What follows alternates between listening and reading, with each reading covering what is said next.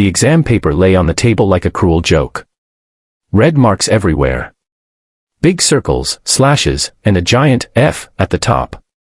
For most kids, failing a test was bad.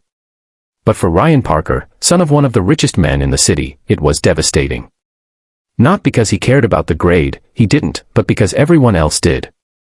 His teachers whispered about him, his classmates laughed, and his father, well, his father barely even looked at him anymore.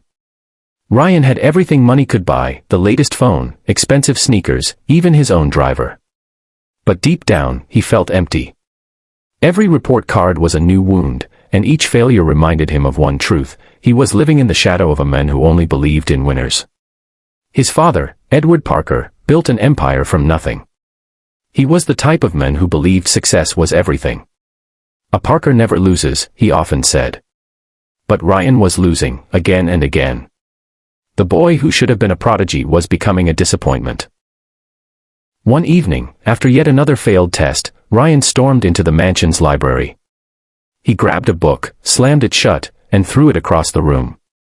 He shouted at the empty shelves, "Why can't I get this right?" But someone heard him. Sophia, the maid's daughter, was quietly stacking dishes in the next room. She was 16, the same age as Ryan, but unlike him, she didn't have riches, tutors, or private schools. She only had second-hand books, an old notebook, and her mother's wisdom. Yet, she was always at the top of her class. That night, she hesitated before stepping into the library. She saw Ryan sitting on the floor, his head buried in his arms. He looked nothing like the arrogant rich boy she thought he was at school. He looked lost. "Do you want some help?" she asked softly. Ryan looked up, ready to snap back, but something in her voice stopped him. It wasn't pity, it was sincerity. He scoffed. "Help? You think you can help me? You don't even go to my school." Sophia smiled gently. "Grades don't come from schools, Ryan. They come from how you learn." And that was the moment everything began to change. The secret. Sophia sat with Ryan at the big oak table. Instead of forcing him to memorize boring notes, she asked him questions. She drew little sketches, turned words into stories, and broke down complicated problems into simple steps. Ryan stared at her in disbelief. "Why has no one ever explained it like this before?" She chuckled. "Because sometimes, people teach to show how smart they are. Not to help you learn." For the first time in his life, Ryan felt a spark. A connection. The numbers and words started to make sense. He stayed up late, not because his father demanded it, but because he actually wanted to. But it wasn't easy. Ryan struggled with self-doubt. Every time he made a mistake, he heard his father's voice in his head, "A Parker never loses." He wanted to give up. Sophia refused to let him. "Ryan," she said firmly one night, "failure doesn't mean you're weak. It means you're trying. Do you know the real secret?" Ryan shook his head. "The secret is consistency.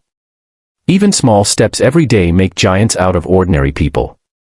Those words stayed with him. The challenges. Ryan's father didn't notice at first. He was too busy in his world of business meetings and profits. But when Ryan started bringing home better grades, curiosity replaced indifference. "Who's tutoring you?" Edward asked one evening. Ryan hesitated. "Sophia." His father frowned. "The maid's daughter? You're joking." "No, Dad. She's brilliant. She's teaching me in a way I actually understand." Edward slammed his glass on the table. "Ryan, you're a Parker. You don't need charity. You need results." Ryan's voice trembled, but he stood tall. "She's not charity. She's the reason I'm finally learning." It was the first time he had ever talked back to his father. But word spread quickly at school. Ryan, the billionaire's son, was studying with the maid's daughter. His classmates mocked him. "The prince needs a peasant to pass his tests," they sneered. Ryan almost quit. He hated the humiliation, the whispers, the jokes. But every time he thought about giving up, Sophia reminded him of the secret: consistency, courage, and belief, the turning point. Months later, the school announced a national-level academic competition. Students from elite schools would compete in math, science, and writing challenges. Ryan wanted to join, but fear held him back. "What if I fail again?" he whispered to Sophia. She looked him in the eyes. "Then you'll fail trying. And that's braver than never trying at all." So Ryan entered. And for weeks, the mansion's grand halls echoed with the sound of pencils scratching paper, books being flipped, and Sophia's patient voice guiding him. The day of the competition arrived. Ryan walked into the hall, heart racing. His father sat in the audience, arms crossed, skeptical. The other students smirked when they saw him. But then, Ryan began to write. Slowly at first, then with confidence. He remembered Sophia's drawings, her stories, her words. And when the results came in, everyone was stunned. Ryan didn't just pass. He ranked among the top 5 in the entire country. The audience erupted in applause. His father's eyes widened with disbelief and pride. For the first time, Edward Parker stood up, clapped, and said, "That's my son." But Ryan didn't look at him first. He looked at Sophia. She smiled, her eyes shining with quiet triumph. The resolution. That evening, Edward Parker approached Sophia and her mother. "I owe you more than I can say," he admitted. But Sophia shook her head. "All I did was show him what he already had inside." Ryan added, "No, you gave me the secret that changed everything." From that day forward, Ryan was never the same. He wasn't the boy who failed every test anymore.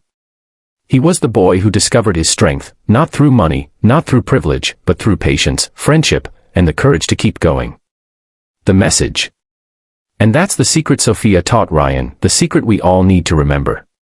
Success isn't about where you come from, how rich you are, or how many times you fail. It's about consistency, courage, and believing in yourself even when the world doubts you. Sparkle's call to action. If this story inspired you, let me know your thoughts in the comments below. Share your own struggles and victories, I would love to hear them. And don't forget to like, share, and subscribe to my channel Be Kind Always, where we believe that kindness, hope, and perseverance can change lives.